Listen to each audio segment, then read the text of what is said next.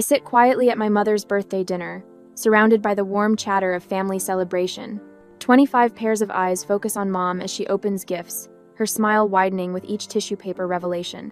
Dad raises his glass, commanding the room's attention the way he's done at every family gathering for as long as I can remember. "To Elaine," he announces, his voice carrying across the long table. 65 years young and still putting up with all of us. Laughter ripples through the room. I join in, lifting my water glass in a practiced motion.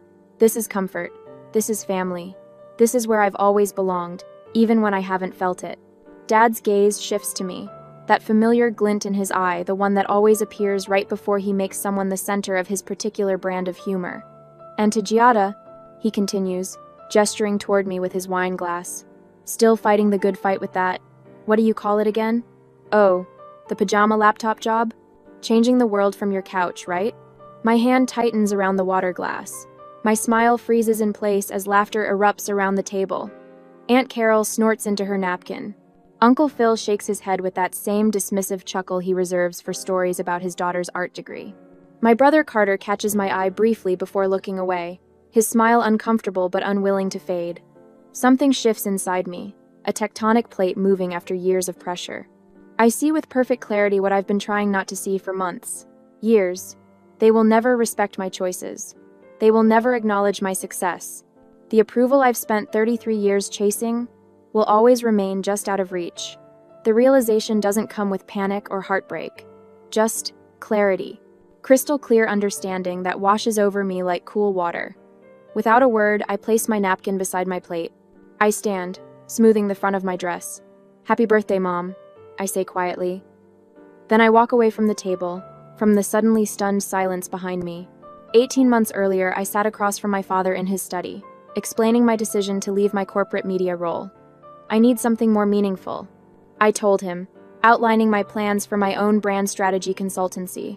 "Sounds like a midlife crisis to me," he'd replied, not looking up from his newspaper. Bit early for that, though. The pattern was always the same at family gatherings. Carter's law firm promotions were celebrated with champagne. Lydia's work in hospital administration was doing something that matters.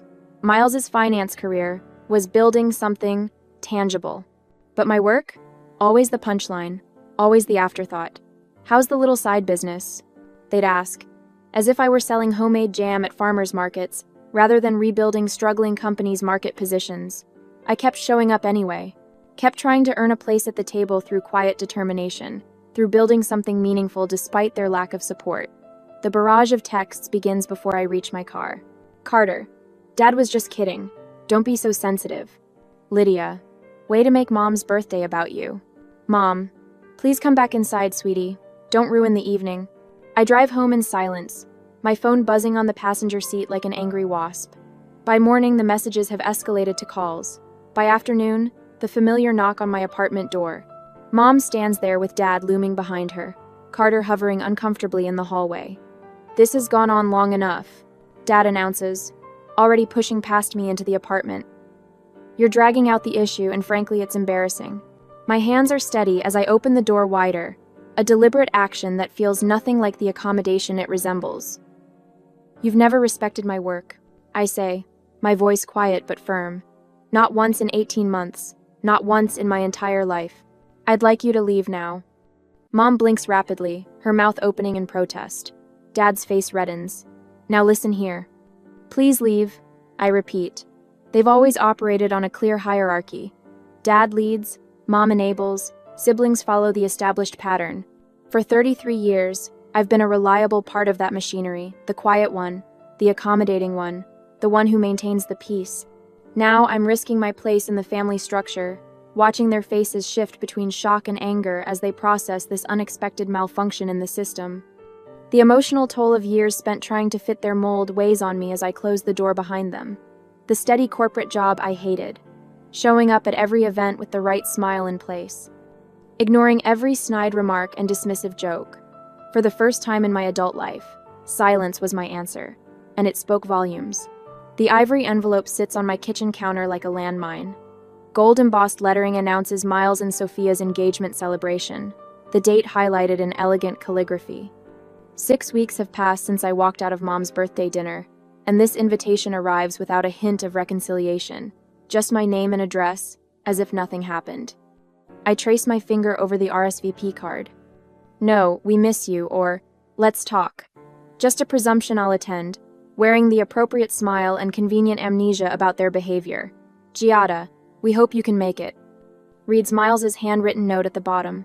Hope, not want or need. Just hope, conditional and distant. My phone buzzes with a text from Carter. You get the invite? Miles wants to know if you're coming. No mention of the standoff, the things said and unsaid. Just business as usual, and the Moretti family sweep conflicts under the rug until the lumps become too large to ignore. I open Instagram, my thumb scrolling almost involuntarily. Mom's page displays a photo from last weekend, a family dinner I wasn't invited to. Dad, Carter, Lydia, Miles, and his fiancée Sophia gathered around a table laden with pasta and wine. The comments section reveals the punchline. Thankfully, no sensitive souls at this table tonight, Dad commented. 17 likes, including ones from my siblings. My stomach tightens as I scroll through more posts. Photos of family outings, inside jokes, celebrations continuing without pause. In their narrative, I'm simply the difficult daughter throwing a tantrum, expected to get over it and return to my assigned role. The realization lands like concrete in my chest. They see my absence as temporary, my boundaries as negotiable, my hurt as inconvenient. The laptop chimes with an incoming video call. Mom's name flashes on the screen, but the thumbnail shows everyone gathered in their living room. A family intervention disguised as reconciliation.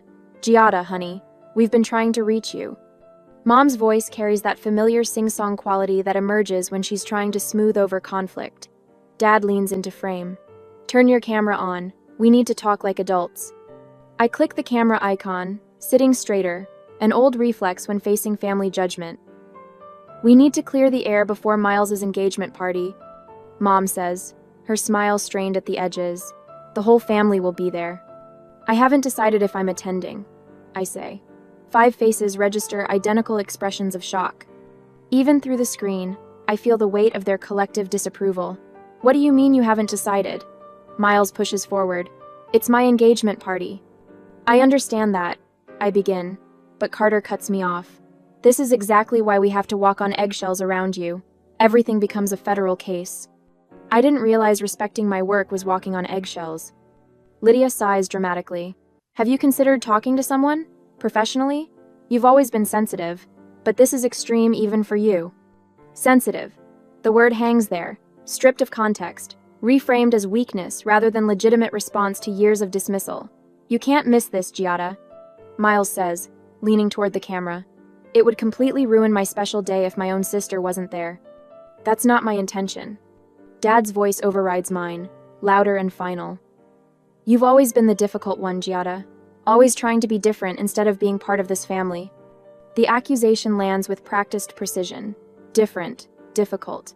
The labels they've assigned me since childhood, whenever I failed to conform. If you miss this party, Mom adds softly, delivering the threat with gentle hands, it will permanently damage your relationship with Miles. Is that what you want? The subtext is clear. Conform or be cast out. Play your part or lose your place. The family system tolerates no defectors. Think about what this means, Lydia continues. All the extended family will be there. What will everyone think if you're the only one missing? The practical consequences unfold before me, cousins, aunts, and uncles hearing only their version of events. Whispers of, what happened to Giada? With answers shaped by my absence. We're trying to help you, Carter says. Don't you see that? The call ends 30 minutes later. I sit alone in my apartment, tears falling freely as the weight of their expectations presses down. The choice before me feels impossible. Maintain my dignity or maintain my family ties. Neither option promises peace. My laptop pings with a new email. A client I worked with last quarter, a small publishing house on the brink of closure before my rebrand strategy. Giada, we've just closed our most successful quarter in 5 years. The board specifically mentioned you as the quiet force behind our company's transformation. Thought you should know. I stare at the message, warmth spreading through my chest. Someone sees the value in my work. Someone recognizes what I've built. As I sit reading that email, I wonder, should I attend the engagement party and maintain peace? Or should I finally show my family what I've built on my own terms? Sometimes silence speaks volumes, but would missing my brother's celebration be a statement or a surrender? My family wants me there as the version of myself they've created, not the woman I've become. The ivory invitation waits on my counter, demanding an answer. The longer I look at it, the more clearly I see the question isn't whether I'll attend Miles's party, it's whether I'll continue attending the performance of family at the expense of my truth. 4 days later, I woke to the relentless ping of my phone. 3 new notifications, all from Dad's Facebook. The latest post shows the family gathered around a bonfire at Uncle Phil's lake house, everyone smiling with wine glasses raised. The caption reads, "Family always shows up for each other, no matter what." 27 likes, 14 comments, most variations of beautiful family, and so true. I set my phone face down on the nightstand, breathing through the tightness in my chest. Mom calls while I'm reviewing client analytics. I almost let it go to voicemail, but slide my thumb across the screen at the last moment. "Miles is so disappointed you haven't RSVP'd yet," she says instead of hello. "He specifically asked me to check if you're coming." "I haven't decided," I answer, my voice steadier than I feel. "What's there to decide? It's your brother's engagement party." I hear the kitchen faucet running in the background, the familiar clink of dishes being rinsed. Mom never calls without multitasking. I have a client meeting that weekend. Her sigh carries decades of practiced disappointment. "You know they scheduled the pre-engagement dinner at our house for Thursday. Everyone will be there." Thursday. My meeting with Portland National Bank, my largest potential client to date. The coincidence feels too perfect to be accidental. After we hang up, Aunt Carol texts, "Why are you causing drama before Miles's big day?" Then Uncle Phil. Then my cousin Stephanie. The family phone tree activated, branches heavy with judgment. At 2 a.m., I'm still at my desk, sleep a distant memory. The proposal for Portland National glows on my screen, every slide scrutinized a dozen times. My back aches from hunching over my laptop for 14 hours straight. The clock in the corner of my screen seems to mock my dedication or desperation. This is the 3rd night this week I've worked until dawn. Not because the projects demand it, but because proving my business isn't a hobby has become an obsession. The irony doesn't escape me. Working myself to exhaustion, to prove something to people who won't believe it anyway. Before every family call, the anxiety starts as a flutter in my stomach and climbs to my chest, making my hands shake and my thoughts scatter. I've developed rituals to counter it. Deep breaths, shoulder rolls, rehearsed responses to potential criticisms. No, this isn't just a phase. Yes, I have actual clients. No, I don't regret leaving my corporate job. Words practiced in the shower, in front of mirrors, while driving ammunition stockpiled for battles I always lose anyway. The holidays are worst. Last Christmas, I stayed home to finalize a campaign launch, watching my family's celebration unfold through Instagram stories. Mom in her red apron, Dad carving the turkey. The empty chair at the table nobody mentioned. A knock at my door startles me from my thoughts. It's nearly 6 in the evening, and I haven't left my apartment all day. I peer through the peephole to find Rebecca, my neighbor, holding something wrapped in a kitchen towel. "You looked like you could use something warm," she says when I open the door, handing me a loaf of bread still radiating heat. Sometimes the family we choose matters more than the one we're born into. The simple kindness catches me off guard. I invite her in for coffee, the first human interaction I've had in days that doesn't involve client meetings or family tension. 3 days later, I'm reviewing architectural plans for my studio space in the Arts District when Carter calls. I know why before I answer. "So are you coming to the engagement party or what?" he asks, his lawyer voice in full effect. Mom's about to lose it over the RSVP list. I look down at the plans spread across my coffee table, the culmination of 18 months of work, the physical manifestation of everything I've built. I'm investing in myself that weekend. I say simply, what could possibly be more important than family? The disbelief in his voice is palpable. My fingers trace the outline of what will become my conference room. For once, I'm putting myself first. I'm investing $24,000 in a physical studio space. That's my priority now. The silence stretches between us, heavy with surprise. When Carter finally speaks, his voice has hardened. "Mom and Dad were right. You really have changed." I feel an unexpected smile form. "Yes," I reply. "That's the point." "There." After the call ends, I text Jenna and Mark, former colleagues who left the corporate world before I did. Within minutes, they've both offered to help with the studio renovation. "We'll bring paintbrushes this weekend," Jenna writes, "and wine, lots of wine." Over the next 2 weeks, the empty space begins to transform. The owners of the coffee shop downstairs bring up espressos and welcome cards. The vintage clothing boutique owner across the hall stops by with a hand-selected scarf to match your new sign. The florist from the corner delivers an arrangement with a note that reads, "To new beginnings." These people have no obligation to me, no shared DNA or holiday traditions, yet they celebrate my vision without question, without diminishment. At my dining room table, I finalize the guest list for my studio launch. Clients who've trusted me with their brands, collaborators who've shared their expertise, industry friends who've offered connections and advice when my family offered only doubts. I schedule the launch for Saturday, the 12th of June, the same day as Miles's engagement party. My cursor hovers over the Send Invitations button, my heart racing with the magnitude of my choice. This isn't just about missing a party or opening a studio. It's about declaring once and for all which life I'm choosing. I take a deep breath and click Send. The morning light streams through the tall windows of my empty studio space, casting geometric patterns across the polished concrete floor. I check my watch, 6:17 a.m. I've been here since 4, methodically transforming this blank canvas into something real. I slide the heavy walnut desk into position, my fingers tracing its smooth edges. Each piece of furniture I've selected carries intention. The custom ergonomic chairs in soft charcoal fabric, the glass partitions that create distinct work areas while maintaining openness, the understated signage with my company name etched in a clean, confident font. Perfect alignment, I whisper, stepping back to assess the desk's position relative to the windows. The morning light will hit it just right, during client meetings professional, without being intimidating. I spend the next hour arranging client portfolios on the central table, each leather-bound folder containing evidence of businesses transformed, strategies implemented, success measured in real numbers. My fingers linger on the Peterson outdoor gear case study, my first major client after leaving the corporate world. The one my father had called a small-time operation not worth the effort.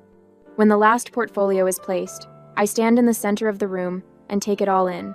The space breathes with possibility, professional, elegant, undeniably successful. For the first time since walking out of my mother's birthday dinner, I feel something close to peace. "So this is why you're missing Miles's party? For work?" I turn to find Lydia standing in the doorway, her expression hovering between annoyance and reluctant admiration. I hadn't invited family, yet here she is in her designer blazer and perfect makeup, uninvited and unexpected. The launch has been planned for months.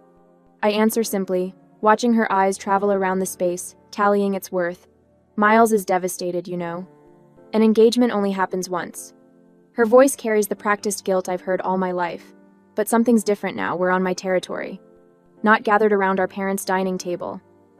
Before I can respond, Jake Peterson himself approaches from the refreshment table, champagne flute in hand. "Giada, I was just telling the Chronicle reporter how your rebranding strategy boosted our Q2 sales by 38%. He gestures toward a woman taking notes near the window. "This genius saved our family business after 30 years of steady decline." 2 other clients join the conversation, each adding their own testimony. "She completely rebuilt our digital presence. The quiet force behind our turnaround. Portland's best-kept secret." Lydia's expression shifts almost imperceptibly. Her mouth opens slightly, then closes. For the first time in our adult lives, I watch my sister recognize something in me she hadn't seen before. "I had no idea," she says quietly, her phone already out, snapping pictures of the space. "Does Mom know what you've built here?" When Lydia took photos to send to our family, I hesitated to ask her to stop. Would confronting her create more drama, or would allowing those pictures to speak for themselves finally show my family what I'd accomplished? The launch event builds momentum around me. Clients mingle with local business owners, sharing stories of transformation. The reporter from the Portland Business Chronicle scribbles in her notebook, occasionally glancing up to ask follow-up questions about what she calls the quiet builder of Portland's success. "I hope you don't mind the ambush," Rebecca says, appearing at my elbow with a small group of neighbors in tow. "We wanted to surprise you." "Cause it. My neighbor has brought half our building, the retired teacher from 4B. the young couple from across the hall, even the cantankerous Mr. Wilson from the first floor. They're all here, filling my professional space with the warmth of community I never found at family gatherings. I'm glad you came, I tell her, meaning it more deeply than she knows. The afternoon unfolds like a dream, champagne glasses clinking, business cards exchanged, conversations flowing around me as I stand in the center of what I've created. This isn't just a business milestone, it's the celebration of a new life built on my own terms. Later, I catch Lydia texting rapidly in the corner, her thumbs flying across her screen. Within minutes, my phone buzzes with notifications from the family group chat. Giada went all out but didn't invite any of us. Lydia's message reads beneath photos of my studio. The responses flood in immediately. Dad, choosing work over family again. Typical. Mom, the space looks lovely, sweetie. Wish we could have been there. Carter, that's actually really impressive. Nice work, G. Miles, looks really professional. Sorry I missed it. Dad again. Miles's engagement should have been the priority. Some things matter more than work. The mixed messages continue, contradictions filling my screen, criticism of my priorities alongside reluctant admiration for what I've built. For the first time, I see cracks forming in their united front. My phone buzzes with a private text from Miles. The studio looks really professional. Congrats. I slide the phone back into my pocket without responding and rejoin my guests. The validation I spent years seeking from my family feels strangely hollow compared to the reality I've built around me. Clients who value my work, neighbors who show up unasked, a reporter who sees my success as worthy of coverage.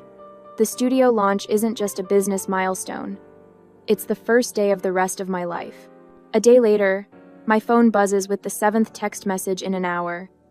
I turn it face down on my desk, refusing to let the steady stream of family communications distract me from organizing client files. The launch event was a success beyond my expectations, but apparently my absence from Miles's engagement party has triggered a family crisis. When I finally check my messages during lunch, they form a predictable pattern of guilt and manipulation. Martin, you had an event last night. Would have been nice to invite family. I breathe slowly through my nose, recognizing the passive-aggressive tactic. My father knows exactly why I didn't invite them, the same reason he never invited me to his retirement celebrations after I left the corporate world. Next comes Mom's voicemail, her voice wavering between hurt and accusation. Miles was hurt you chose a work party over family. We raised you better than this, Giada. The most telling messages come from my siblings. Their nearly identical wording reveals the family coordination happening behind the scenes. Carter, you need to apologize to Miles. He's really upset. Lydia, an apology would go a long way right now. Miles, I expected more from you. A simple apology is all it would take. The final blow arrives just before I close my office for the evening. Dad's ultimatum wrapped in family concern. Your continued disrespect may result in us having to exclude you from future gatherings until you show proper remorse. This isn't what families do to each other. I place my phone in my desk drawer without responding and drive home with the windows down, letting the air clear my thoughts.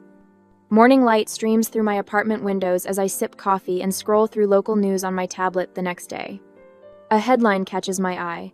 Portland's quiet powerhouse, how Giada Moretti is transforming local businesses. The article features photos from the launch, quotes from clients, and a detailed profile of my consulting approach. My phone chimes with notifications, a flood of new inquiries from potential clients who read the feature. 3 requests for consultations, 2 partnership proposals, and an invitation to speak at a local business leadership forum next month. Walking into my studio feels different today. My heels click with purpose against the hardwood floors. The smell of fresh paint mingles with coffee as my first client arrives for a morning meeting. They bring a colleague interested in our services, and I guide them through a presentation with steady hands and clear voice. During a brief break, I pull up the family group chat on my phone. Rather than crafting the apologetic explanation they're waiting for, I simply paste the link to the article with no comment.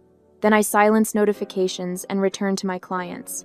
The silence that was once my refuge from confrontation has transformed into something else entirely. A boundary, a statement, a choice. 2 months later, I stand backstage at the Portland Business Leadership Forum, reviewing my notes for the panel discussion. The topic: Building Success Without Traditional Support Systems. My segment focuses on creating professional momentum when family validation isn't available, a subject I know intimately. As I step onto the stage, scanning the audience out of habit, I freeze momentarily. 6 rows back sits my father, his posture stiff and expression unreadable. Our eyes meet briefly before I look away, my heart hammering against my ribs. I have no idea why he's here, or who connected him to this event. The moderator introduces me, and muscle memory carries me forward. I speak clearly about strategic planning, client relationships, and building community connections when family resources aren't available. The questions flow naturally, and I find myself relaxing despite my father's presence. I neither acknowledge nor ignore him, simply continuing as planned. When asked about overcoming obstacles, I lean slightly forward in my chair. The hardest part wasn't creating the business, I say. It was accepting that not everyone who should support you will. Sometimes success isn't loud. It doesn't need validation or permission. It just needs to matter to you. Applause follows as the panel concludes. Attendees cluster around speakers, exchanging business cards and conversations. I'm discussing a potential collaboration when I sense someone approaching from behind. That was quite impressive, my father says, his voice carrying that familiar tone of calculated casualness.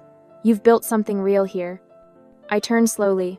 Martin stands with his hands in his pockets, waiting for my gratitude at his acknowledgement. Thank you for coming, I say, my voice steady. I'm not your enemy, Giada. He extends his hand as if offering peace. Something shifts in me, not the volcanic anger I once feared, but something cooler and more certain. You're not my enemy. I agree, not taking his hand, but you've chosen your pride over respecting me. His hand drops, his expression darkening with familiar disapproval. Before he can respond, I nod politely and walk away, leaving him standing alone exactly as I once stood at so many family gatherings. Over the next week, the family grapevine buzzes with news of our encounter. Aunt Carol calls to tell me I've broken your father's heart, while Uncle Phil surprisingly emails that he always knew you had it in you. The family splits along unexpected lines, some condemning my reader. Disrespect, others quietly expressing admiration for my independence. When I return from the studio on Friday evening, a cream-colored envelope waits in my mailbox. Inside is an invitation to Thanksgiving at my parents' house, still 3 months away. What catches my attention is the handwritten note in my mother's elegant script along the margin. We miss you. I place the invitation on my kitchen counter and stand looking at it for a long moment, wondering what kind of peace it offers and what it might cost. Light streams through the floor-to-ceiling windows of my expanded studio space, washing over the walnut conference table where my team sits. 3 months ago, this space was half the size. Now, with the adjoining unit incorporated, Patterson and Moretti Brand Consulting occupies the entire corner of the Portland Arts District building. The Westbrook campaign exceeded their quarterly targets by 23%, I say, clicking to the next slide. Their social engagement has doubled since implementing our strategy. Heads nod appreciatively around the table. 5 consultants, all reporting to me. A reality I sometimes still can't believe. Giada, Bloomberg Business just ran that feature on women-owned consultancies in the Pacific Northwest. Kendra says, sliding her tablet toward me. You're highlighted in the sidebar as Portland's quiet powerhouse. I smile, remembering how I once rehearsed responses to my family's cutting remarks in bathroom mirrors. Now, my name appears in business journals, and local entrepreneurs seek me out at networking events. The revenue reports show a 40% increase since last quarter. Numbers don't lie, unlike family platitudes. Let's wrap for today, I say, standing. Great work, everyone. As they file out, I notice the ease in my shoulders that was never present at family gatherings. The constant tension, the need to defend, explain, justify has finally lifted. Later that evening, my dining room fills with laughter. 8 people gather around my table, colleagues, neighbors, local business owners who've become friends. Rebecca places a steaming dish of paella at the center. To the woman who convinced me to invest in social commerce, Daniel raises his glass. My shop would still be struggling without you. The pajama strategist strikes again. Jokes Amy, my new business partner. Unlike my father's barbs, her teasing holds genuine affection. Instead of shrinking away, I laugh and raise my glass. Just wait until you see what I can do in proper clothes. The room erupts in laughter. Looking around at these faces, people who value my insights, who seek my counsel, I realize I've found something my family never gave me. Recognition without conditions. Remember when you were afraid to tell people what you did for a living? Rebecca whispers as she helps clear plates. I nod, recalling how I'd mumble vague descriptions of my work, trained by years of dismissal to expect the same from everyone. The following weekend, a small group gathers in my backyard. Rebecca brings her famous lemon bars, the original supporters who helped paint walls and assemble furniture for my first studio space, relax in Adirondack chairs on the lawn. I raise my glass to creating our own definitions of success and family. Their faces reflect back the truth I've finally embraced, that family isn't just determined by blood, but by who celebrates your authentic self. Another Thanksgiving invitation sits on my desk the next morning. My mother's handwriting on the envelope still triggers a phantom anxiety, but it no longer consumes me. The fear of their judgment has diminished with each achievement they can no longer diminish. I've decided to attend, but on my own terms. I'll bring my portfolio, not defensively, not seeking validation, but as a matter of fact. This is who I am. This is what I've built. The lightness I feel is unfamiliar but welcome. I've constructed a life that doesn't require shrinking myself to fit into my family's narrow definition of success. I've stopped waiting for their approval to feel complete. I place the invitation beside my computer and turn at the sound of a gentle knock. My assistant appears in the doorway. Your 10 o'clock is here, she says. The CEO from Meridian Technologies. I stand, smoothing the front of my dress, a gesture that once signaled anxiety but now feels like preparation. As I prepared to face my family again, I wondered, is it better to maintain relationships with those who diminish you by setting firm boundaries, or to build a completely new circle that celebrates who you truly are? The hardest part wasn't walking away.